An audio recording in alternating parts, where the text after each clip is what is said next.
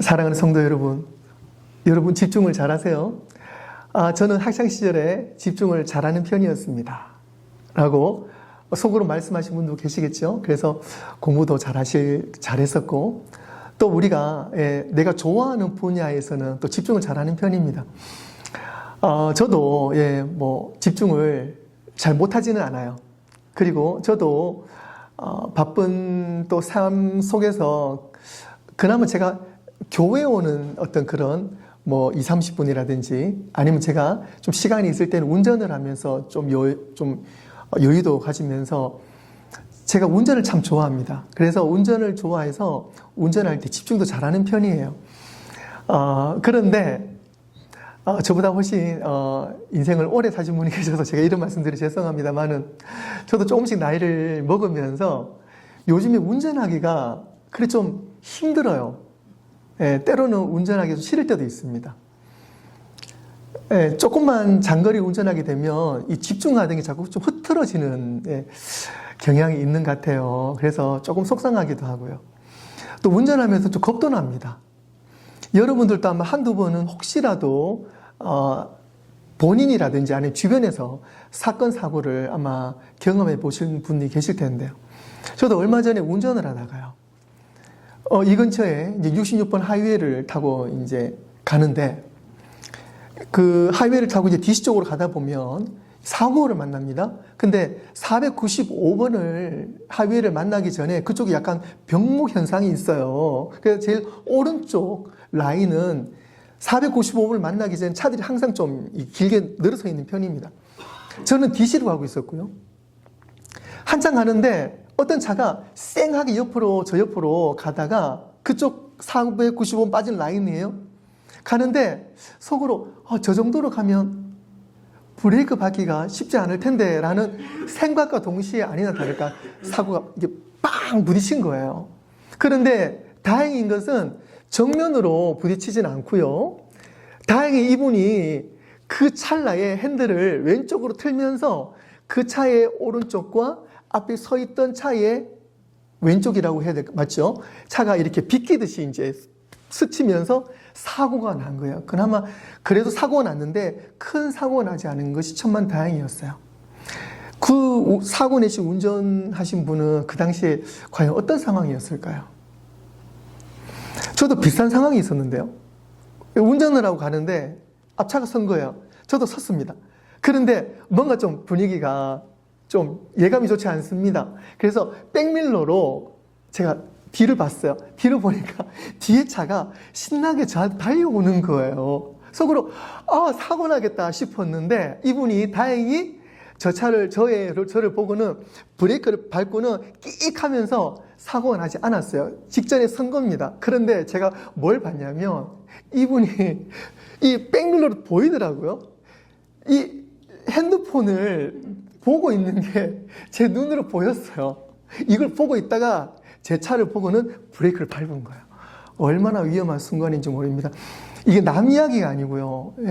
저도 그런 면이 저도 있죠. 그러니까 이게 저의 실수건 다른 사람의 실수건 이게 참 집중이라는 게 이게 쉽지가 않습니다. 운전을 하면서 그런 경우 있잖아요. 갑자기 졸린다든지 내비게이션을 우리가 핸드폰을 대신해서 내비게이션 쓸 때가 있잖아요. 정말 중요한 일이 있어요. 연락을 받아야 되는데 그 중요한 메시지가 띠링띠링 오는 겁니다. 그러면 사람 여기에 마음이 갈 수밖에 없어요. 그러면 나는 가고 있다고 생각을 하는데 졸음운전한다든지 아니면 내가 중요한 메시지 때문에 이 핸드폰을 잠시라도 눈을 돌린다 그러면 나도 모르게 차가 왼쪽이든 오른쪽이든 가는 경우가 있잖아요. 저도 그런 경우가 몇 번 있었고요. 상당히 위험합니다. 제가 왜 운전을 비유로 말씀을 드렸냐면 우리 인생도 마찬가지입니다. 우리 신앙생활도 마찬가지예요. 나는 잘 가고 있다고 생각을 하는데 나의 상황이 또 나의 주변 상황이 나를 집중하지 못하게 할 경우가 있어요. 우리가 신앙생활을 하면서도 예수님께 집중을 해야 되는데 우리가 예수님께 집중을 하지 못하는 경우가 있습니다. 내 눈앞에 당장 놓여져 있는 어떤 크고 작은 문제들 때문에 내 마음이 흐트러지는 거예요. 내가 걱정했던 것 때문에 마음이 두려움이 생겼어요. 그것 때문에 집중하지 못하는 거예요. 지금 전쟁이 나고 있습니다마는 이런 전쟁 소식과 또 세상의 여러 가지 어떤 소식과 소리들로 인해서 내가 주님께 집중해야 될 부분들이 자꾸 그쪽으로 관심이 가는 거예요. 우리의 믿음의 방향, 신앙의 방향이 그리고 믿음의 뿌리가 조금씩 흔들리게 되는 것입니다. 그래서 오늘 히브리서 기자는 이렇게 말하고 있습니다. 상반절에 믿음의 주여 또 온전케 하신 이인 예수를 바라보자.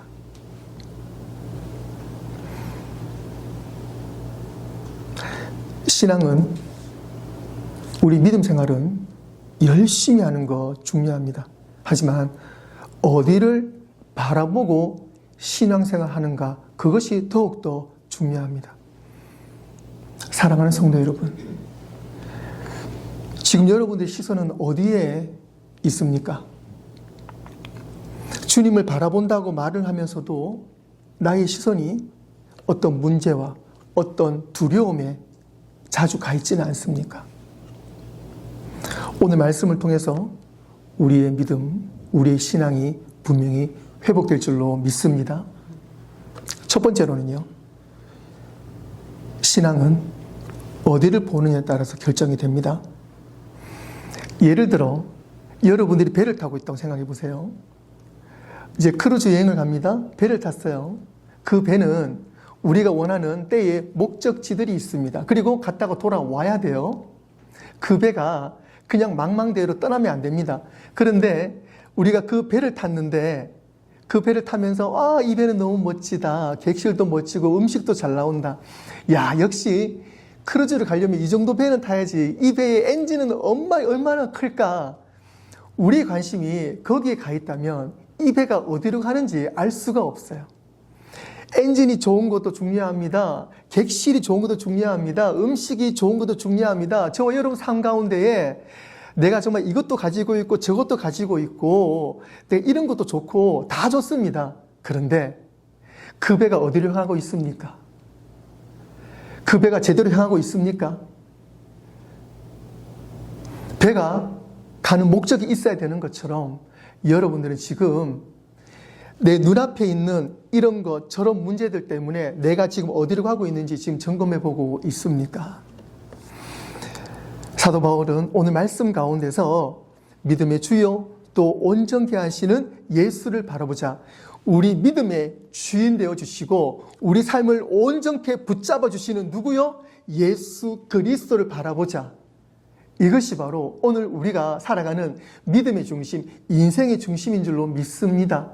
그래서 우리가 어떠한 어려운 문제와 상황이 있다 할지라도 지금 전쟁이 터지고 있는 이 순간에도 이 전쟁을 통해서 예수 그리스도를 바라보며 우리의 목적은 예수를 향해서 기도해야 될 줄로 믿습니다.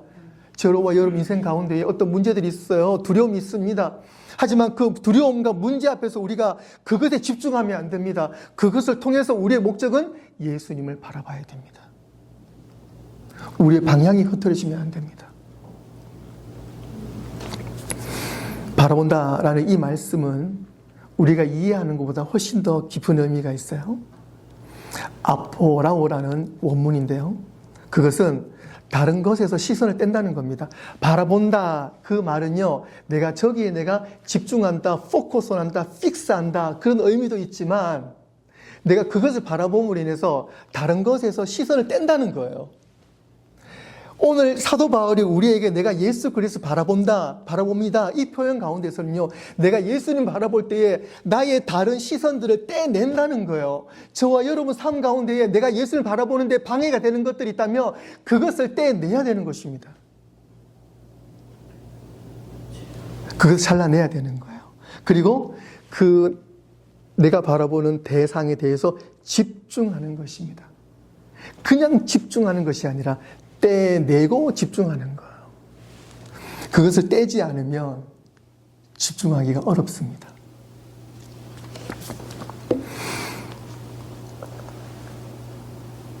우리가 잘 아는 신약 성경의 그 이야기 중에 베드로가 물 위로 걷는 사건들 잘 아시잖아요. 너무 그 이야기를 잘 알고 있어요. 베드로가 저 멀리 예수님을 배에서 보게 됩니다. 예수님! 제가 예수님께 갈까요? 그러자 예수님 말씀하십니다. 마태복음 14장 29절 30절에 오라 하시니 베드로가 배에서 내려 물 위로 걸어서 예수께로 가되 바람을 보고 무서워 빠져가는지라 소리질러 이르되 주여 나를 구원하소서. 베드로가 예수님을 보고 갔을 때는요, 그 깊은 물이지만 그 물 위를 걸어갈 수가 있었어요. 예수님 보고 걸어갈 수가 있었습니다. 하지만 예수님 보고 가다가 갑자기 내 옆으로 바람이 지나가는 거예요. 바람을 느낀 거예요. 바람을 보게 되는 겁니다.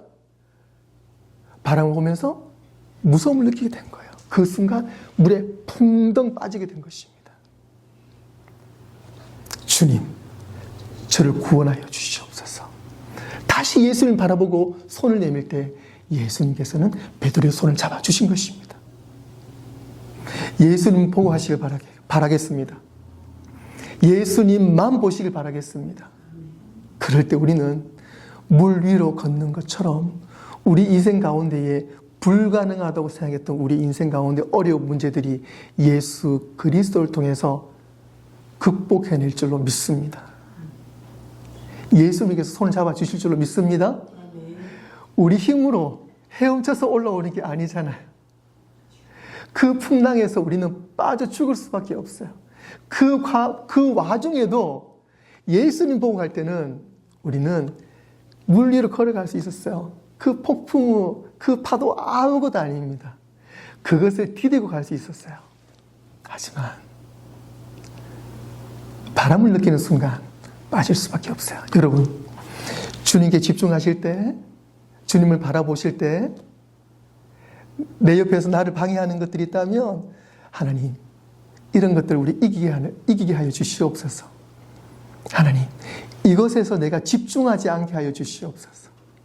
저는 오직 어떠한 상황 속에서도 나를 구원하신 예수님만 바라보고 나가겠습니다. 라고 예수님을 바라보고 집중할 때 주님께서 우리의 손을 붙잡아 주실 줄로 믿습니다. 중요한 것은 우리의 시선입니다. 우리 시선은 오직 예수님만을 바라볼 때 우리는 하나님의 영광의 자리에 갈 수 있을 줄로 믿습니다.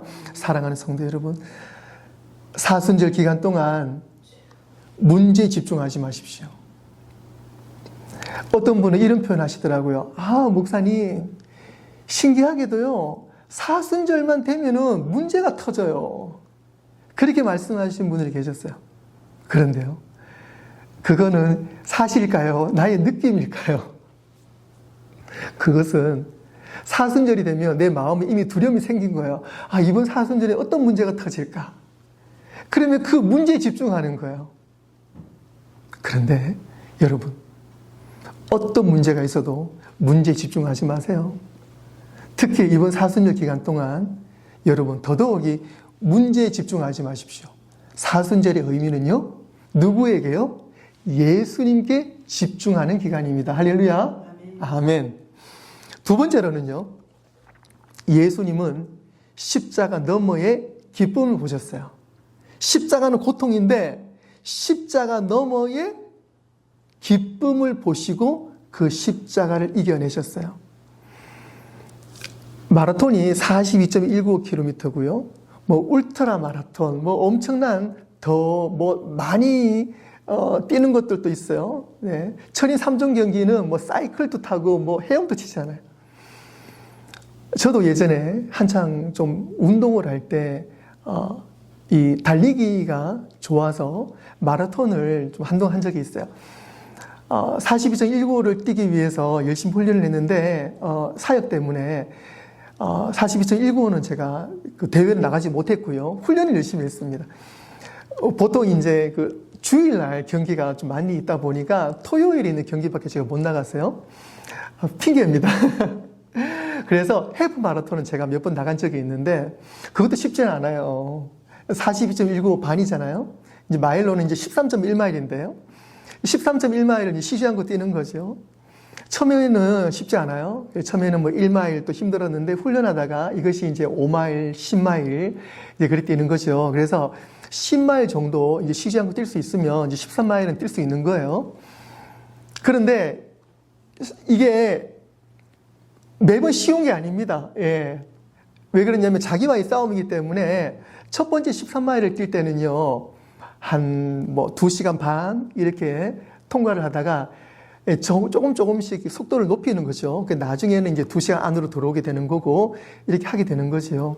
저도 이 대회를 나가서 뛰다 보면 사람 욕심이 생깁니다. 그래서 훈련 때보다는 좀 잘해야지, 내 기록보다는 좀 좋게 뛰어야지, 이런 욕심이 생기면 자꾸 속도가 올라가요. 그러면 완주를 못 하는 겁니다. 자기 페이스를 지키면서 그 페이스대로 뛰는 거예요. 그래도 한 5마일 되면 너무너무 힘들어요.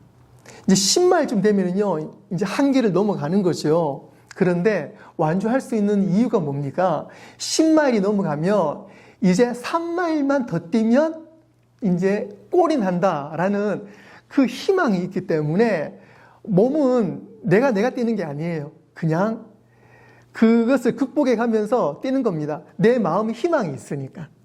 3마일만 뛰자. 그러면 이제 11마일이 되고 12마일이 되고 이제 1마일만 남았다.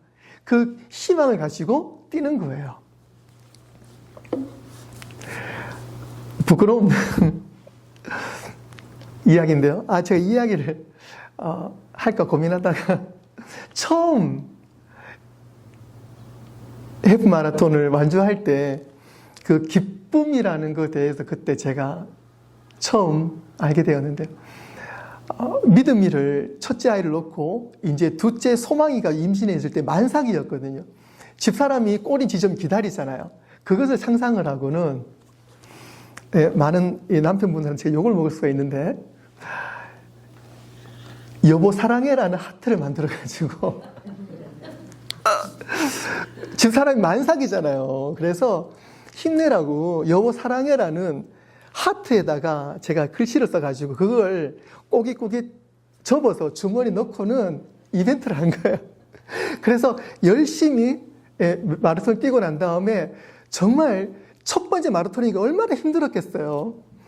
그런데 포기를 하지 않고 이제 10마일, 11마일, 12마일, 13마일이 되고 난 다음에 꼬리 지점이 보이는 거죠. 저기 보니까 이제 저기 집사람이 어딘가 있을 거라 예상을 하고요. 그래서 주머니에 있던 그 사랑해라는 하트 종이를 꺼집어내가지고 핀셋으로 뛰면서 꼽아가지고 꼬린 지점으로 통과했던 기억이 납니다. 근데 그게 또 신문에 났어요. 완주할 수 있었던 힘이 어디 있어요? 그게 뭐냐면 꼬린 지점에 사랑하는 와이프가 있다라는 그 희망이 있고 기쁨이 있었기 때문에 할 수가 있었어요. 예수님께서도 마찬가지예요. 어떤 게 있냐면 하나님 말씀에 순종하심으로 아무 죄 없으신 예수님이 저와 여러분 우리를 위해서 대신 십자가를 지실 때 그것을 다 짊어지신 것은요, 우리 부모님들 다 그 마음 아시잖아요.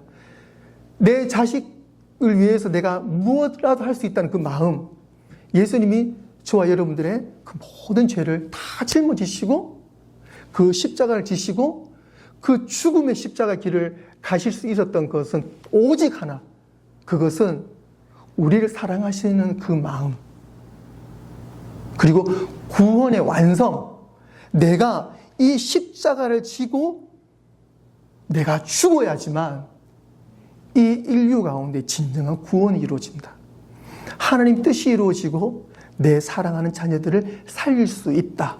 라는 그 기쁨을 가지고 그 십자가를 지는 거예요. 그래서 오늘 본문 말씀에 한 번 더 보시면은요, 믿음의 주요 또 온전케 하신 예수를 바라보자. 그는 그 앞에 있는 기쁨을 위하여 십자가를 참으사. 그 앞에 있는 기쁨을 위하여 십자가를 참으사. 예수님께서 그 십자가를 참으신 것은 한량없는 하나님의 은혜, 하나님께서 예수님께 맡겨주신 가장 중요한 미션, 그것을 내가 해낼 수 있다. 이것을 해내야지만 하나님께서 기뻐하시고 내 사랑한 자녀를 살릴 수 있다라는 그 기쁨을 위하여 십자가를 참으신 거예요.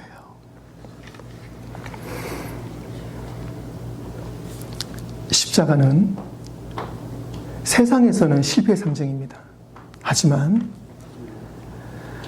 하나님의 은혜 가운데서는 구원의 완성이 바로 십자가입니다. 그래서 우리는 십자가를 붙잡아야 돼요. 그래서 우리는 어떤 상황 속에서도 십자가를 붙잡고 있어야지 우리 삶 가운데 기쁨이 넘쳐납니다. 왜 그러냐면 십자가에 예수님의 기쁨이 담겨 있기 때문에 우리는 십자가를 무조건 붙잡아야 돼요. 죽어도 십자가를 붙잡고 죽어야 돼요. 그것이 기쁨입니다. 할렐루야. 아멘.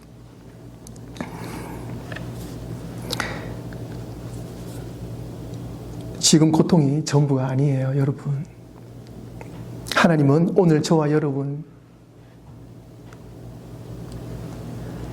삶 가운데 그 고통을 통해서 오직 예수 그리스도를 통한 그 선한 계획이 여러분들이 지금 그 어려움, 그 고통, 그 상황을 통해서 하나님의 선한 계획을 이루어주시는 밑거름이 되게 하실 줄로 믿습니다.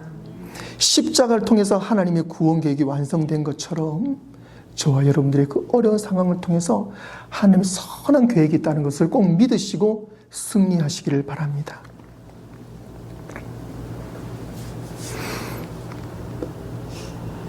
로마서 8장 18절 말씀에 생각하건대 현재의 고난은 장차 우리에게 나타날 영광과 비교할 수 없도다. 현재의 고난은 장차 우리에게 나타날 영광과 비교할 수 없도다. 고난이 커요? 영광이 커요? 영광이 큽니다. 그러니까 지금 저와 여러분들이 겪고 있는 이 고난 걱정하지 마시고 예수 그리스도 십자가를 붙잡고 꼭 이겨내실 때 하나님의 영광이 있다는 거예요. 그러니까 우리의 초점은 어디에 둬야 됩니까? 고난이 아니라 고난 너머에 있는 십자가, 그리고 하나님의 은혜, 오직 예수 그리스도를 바라보는 것이 오늘 우리가 이 고난을 이겨내는 승리인 줄로 믿습니다. 사랑하는 성도 여러분, 십자가를 바라보는 사람만이 절망 속에서도 희망을 발견할 수 있습니다. 왜냐하면 십자가는 고난, 고통이 아니라 소망이라는 것, 그리고 하나님의 능력의 시작이라는 것을 꼭 믿으시기를 바랍니다. 말씀을 정리하도록 하겠습니다. 사랑하는 성도 여러분, 신앙이 회복되기 위해서는 열심히 성경을 연구하고 열심히 섬기는 것, 봉사하는 것 중요합니다.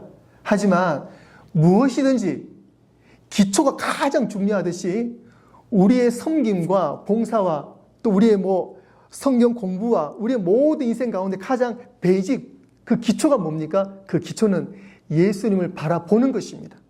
예수님을 바라보고 섬기는 거예요. 마르다와 마리아 이야기 잘 알고 있잖아요. 예수님이 오자마자 마리아는요, 예수님 턱 밑에 딱 앉습니다. 예수님께서 무슨 말씀하실까? 부지런한 마르다는요, 마르다도 너무 훌륭해요. 마르다도 너무너무 훌륭한 자매입니다. 예수님 오니까요, 예수님께서 뭘 좋아하실까? 예수님 좋아하는 음식도 만들고 청소도 하고 막 너무너무 분주합니다. 그런데 그 마음에 예수님에 대한 마음도 있지만 그 마음 한구석에는 불만도 있는 거예요. 마리아 쟤는 왜 저렇게 안 도와줄까? 그게 있는 거예요. 그러니까 예수님 만나자마자 불평을 토로합니다. 예수님, 마리아는 절 도와주지 않았어요. 나는 열심히 했는데. 예수님께서 기뻐하실까요? 그래 잘했어. 하지만 그것보다 더 중요한 것이 있어. 그것은 바로 네가 나와 함께 있는 거야. 우리가 열심히 하는 거 중요합니다. 하지만 내 마음 가운데에 예수님에 대한 초점이 있다면요, 옆 사람이 어떻게 하건 상관없어요. 내가 주님을 바라보는 마음과 믿음으로 섬기는 거, 공부하는 거, 열심히 살아가는 거 다 주님께 초점이 맞추어져 있을 때 이 모든 것이 바로 정리가 됩니다. 그리고 은혜가 됩니다. 불평이 생기지가 않아요.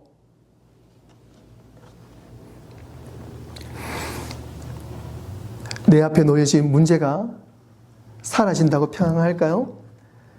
아픈 것이 낫는다고 좋을까요? 평안할까요? 내가 이 직장만 들어가면 내가 정말 좋겠다. 들어가니까 얼마 동안 좋던가요?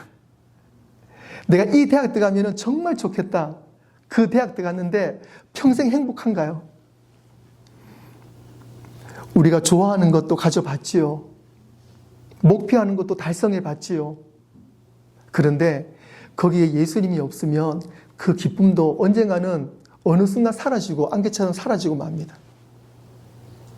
하지만 우리는 모든 것 가운데 예수님께서 중심에 계셔야 될 줄로 믿습니다.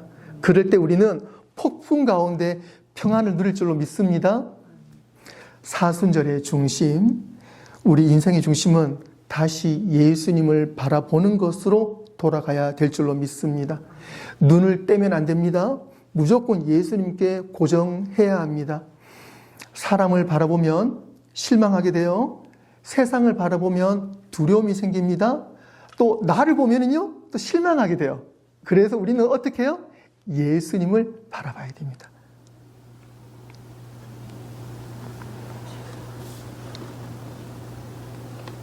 예수님께 고정하는 순간부터 모든 것이 다시 살아나게 될 줄로 믿습니다. 믿음이 살아납니다. 의지가 살아납니다. 우리의 소망이 다시 살아납니다. 삶의 문제를 깨닫게 됩니다. 사랑하는 성도 여러분, 오늘부터 우리의 모든 시선을 다시 예수님께 고정하시길 원합니다. 설교 제목처럼 눈을 떼지 마시길 바랍니다. 말씀에서, 기도에서, 십자가에서 눈을 떼지 않는 삶이 되시기를 바랍니다. 십자가를 바라보는 사람은 결코 넘어져도 무너지지 않습니다. 십자가를 붙잡아야 됩니다. 십자가에 초점을 두어야 합니다. 사순절, 우리의 시선과 방향이 온전히 예수님께 고정되고 십자가에 고정될 때 우리의 믿음이 회복되어지고 십자가의 능력으로 다시 살게 될 줄로 믿습니다. 그 은혜가 십자가의 길을 걸어가시는 우리 모두에게 충만하시길 주님의 이름으로 축원합니다. 기도하겠습니다.